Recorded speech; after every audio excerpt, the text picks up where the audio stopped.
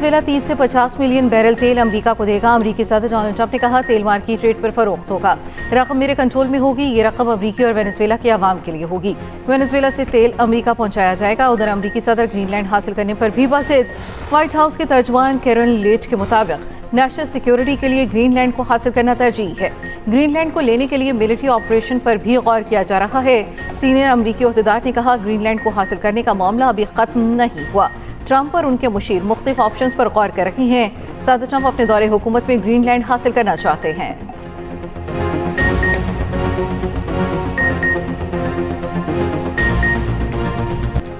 खैबर पख्तूनख्वा की हुकूमत सूबे में दहशतगर्दों के खिलाफ ऑपरेशन नहीं चाहती। मिलिट्री ऑपरेशन नहीं करना तो क्या खारिज के पैरों में बैठना है? पीटीआई हुकूमत अफगानिस्तान से मदद मांग रही है। वजीर आला केपी का बयानिया खुलकर सामने आया। ये असम्बली में बैठकर झूठा बयानिया बनाते हैं। क्या खारिजी नूर वली महसूद को सूबे का वजीर आला लगा दिया जाए? इसकी बैत कर ली जाए। DGISP लेफ्टिनेंट जनरल अहमद शरीफ चौधरी की कड़ी तनकीद। कहा खैबर पख्तूनख्वा में दहशतगर्दों को साजगार सियासी माहौल फराहम किया जाता है। केपी में सियासी और दहशतगर्दाना गठजोड़ नशोनुमा पा रहा है। दहशतगर्दी के खिलाफ जंग के बयानिए से कोई हमें टस से मस नहीं कर सकता। मुल्क की सालिमियत और खुद मुख्तारी से बढ़कर कुछ नहीं। किसी की सियासत, किसी की जात पाकिस्तान से बढ़कर नहीं। हमारे लिए तमाम सियासी जमातें, सूबे और फिरके बराबर हैं।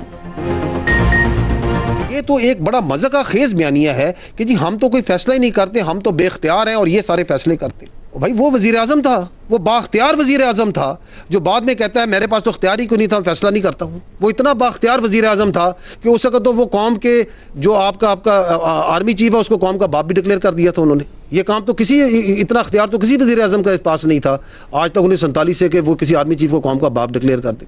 हमें तो ये पता है कि कौम का एक ही बाप है, कायद-ए-आज़म मोहम्मद अली जिन्ना, वो अजीम शख्सियत जिसने ये मुल्क बनाया। हम तो उसको पढ़ के से आए थे। ये एक नया कौम का बाप लेके आगे थे क्योंकि उनकी सियासत जो सी उस ये डिमांड करती थी। और जो उस वक्त DGI थे जिनको उन्होंने अपनी सियासत के लिए इस्तेमाल किया, आप ये इदारे पे नहीं लगा सकते। ये शख्सियात का खेल था।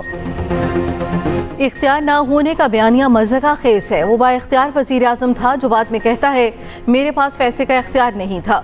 DGISPR लेफ्टिनेंट जनरल अहमद शरीफ चौधरी की न्यूज़ कॉन्फ्रेंस। कहा वो इतना बाइख्तियार था, उसने उस वक्त के आर्मी चीफ को कौम का बाप डिक्लेयर कर दिया था। इतना इख्तियार किसी वज़ीर आज़म के पास नहीं था। हमें तो ये पता है कि कौम का एक ही बाप कायद-ए-आज़म मोहम्मद अली जिन्ना है। उस वक्त की हुकूमत एक शख्स के गिर्द घूमती थी। हुकूमतें आज भी बाइख्तियार हैं, पहले भी थीं। उस शख्स ने DGISI को सियासत के लिए इस्तेमाल किया। ये इदारे का नहीं, शख्सियात का खेल था। बदकिस्मती से हमारे मुल्क में इदारे इस तरह से बाइख्तियार नहीं जैसे होने चाहिए, क्योंकि सियासत के जरिए उनको एक वक्त के लिए करप्ट कर दिया जाता है।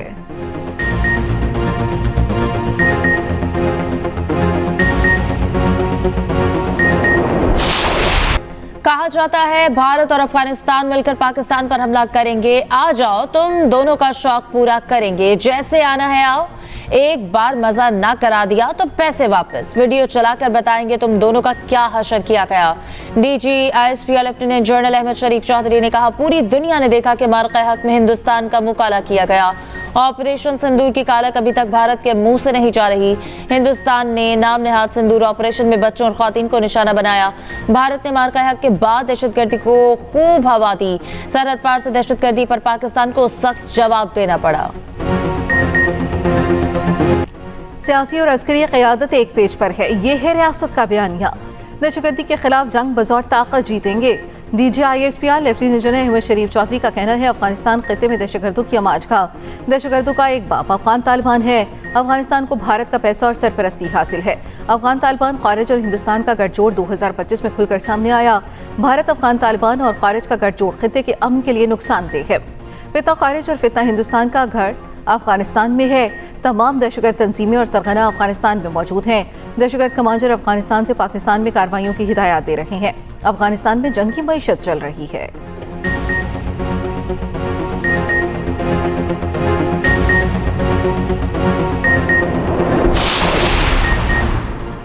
लेफ्टिनेंट जनरल अहमद शरीफ चौधरी ने कहा कि अफगान बॉर्डर बंद करने से दहशतगर्दी में नुमाया कमी आई। पिछले साल 75,175 इंटेलिजेंस बेस्ड ऑपरेशन किए गए। दहशतगर्दी के 5,400 वाकयात हुए। 2,557 दहशतगर्द मारे गए। कानून नाफिज करने वाले और सिविलियंस की 1,235 शहादतें हुई। मजीद कहा, खवारिज मसाजिद में बैठकर दहशतगर्दी के लिए क्वाडकॉप्टर्स इस्तेमाल करते हैं। पाक फौज सिर्फ दहशतगर्दों और सहूलतकारों को निशाना बनाती है।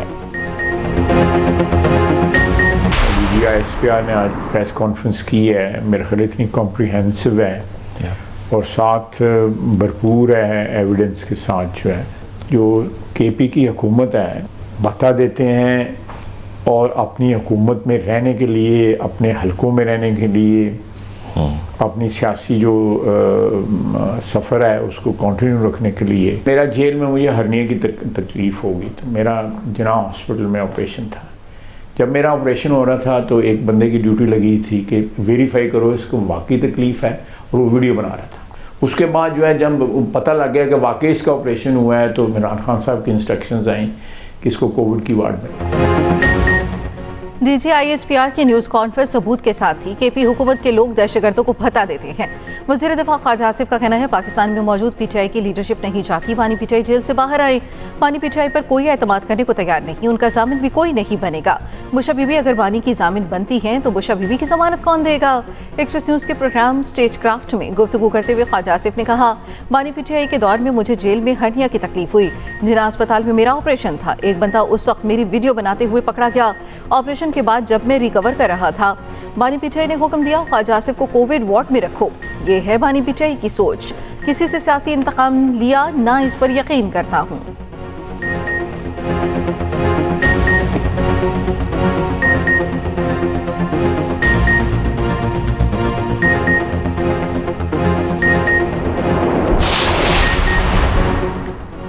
पंजाब के कई इलाके शदीद धुंध की लपेट में आ गए। मोटरवे M1, M2 और M3 धुंध के बायस बंद। मोटरवे M4 को पिंडी भटियां से फैसलाबाद तक ट्रैफिक के लिए खोल दिया गया। M5 रहीम यार खान से रोहड़ी तक सफर के लिए ममनू करार। लाहौर सियालकोट मोटरवे M11 और M14 भी बंद कर दी गई।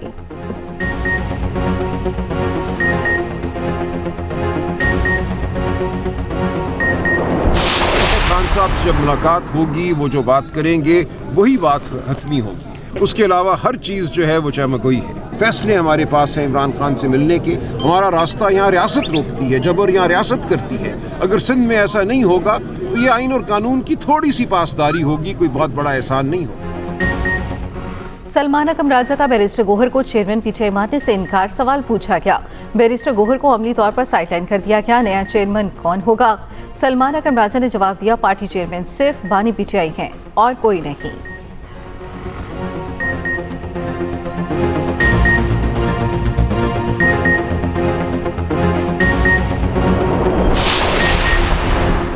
वज़ीर आज़म ने PIA के 75% हिस्स की निजकारी को बारिश का पहला खतरा करार दे दिया। शहबाज शरीफ की निजकारी कमीशन में इस्लाहात के काम की रफ्तार बढ़ाने की हिदायत।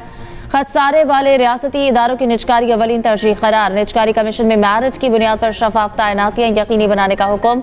कमीशन को डिजिटलाइज और तमाम मनसूबों को थर्ड पार्टी ऑडिट कराने की हिदायत। पब्लिक रिलेशंस और मार्केटिंग शोबा बेहतर बनाने पर जोर।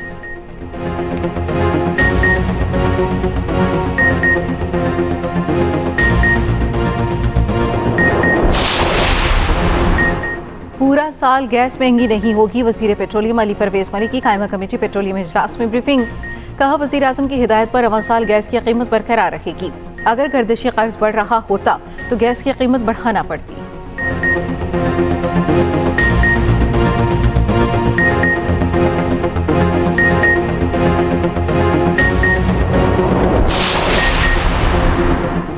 पाकिस्तान बांग्लादेश के फ़ज़ाई दिफा को मजबूत बनाने को तैयार। पाकिस्तान और बांग्लादेश की फ़ज़ाई अफवाज के दरमियान दिफाई ताउन मजबूत बनाने पर इत्तफाक। एयर चीफ ज़हीर अहमद बाबर सिद्दीकी बांग्लादेश फ़ज़ाई के लिए जामे तरबियती ताउन की यकीन दहानी। बांग्लादेशी वफ़द का नेशनल ISR, साइबर कमांड और एरोस्पेस टेक्नोलॉजी पार्क का दौरा।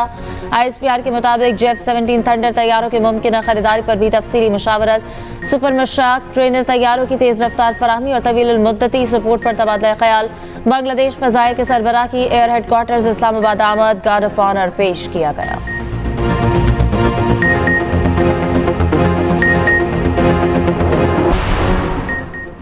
मुस्तफिजुर रहमान समेत 8 बांग्लादेशी क्रिकेटर्स PSL खेलने के ख्वाहिशमंद। IPL से निकाले गए मुस्तफिजुर रहमान PSL भी रजिस्टर्ड। ज़राए के मुताबिक PSL रजिस्ट्रेशन में बांग्लादेश के क्रिकेटर्स की तादाद में इजाफा। रजिस्ट्रेशन कराने वालों में मुस्तफिजुर रहमान और शकीबुल हसन भी शामिल। तौहीद हरदवाए, तस्कीन अहमद, रशाद हुसैन भी फहरिस्त का हिस्सा। तंजीदुल हसन, महमूदुल्लाह रियाज और हसन मोहम्मद की भी रजिस्ट्रेशन।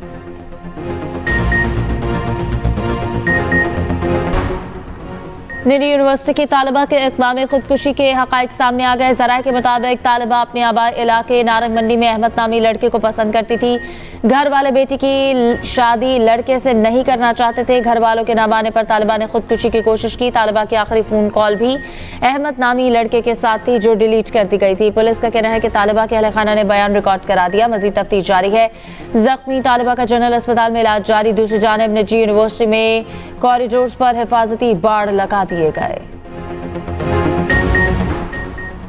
वेनेजुएला के पास 303 अरब बैरल दुनिया के सबसे बड़े ज़खायर मौजूद। अमरीकी पाबंदियां वेनेजुएला की तवानाई बरामदात महदूद कर रही हैं। सऊदी अरब दूसरे नंबर पर, ज़खायर 267 अरब बैरल के करीब। पाबंदियों के बाद वेनेजुएला को पैदावार और फ़रोग़ के किन मसाइल का सामना है, खुसूसी रिपोर्ट इसी बुलेटिन में।